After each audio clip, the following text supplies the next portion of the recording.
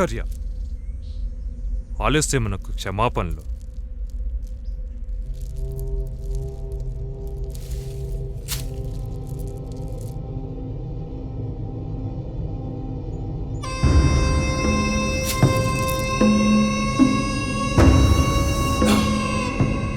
నిన్ను నేను తప్ప ఇంకెవ్వరూ తాకకూడదనుకున్న నన్నే తాకనివ్వకుండా చేసావు కదే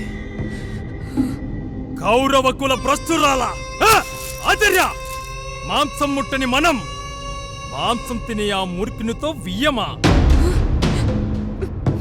మన ఆచార సాంప్రదాయాన్ని మంట కలిపిన దీన్ని మన ఈ కౌరవ కుల వృక్షానికి ఉరివేయవలసిందిగా కోరుచున్నాను.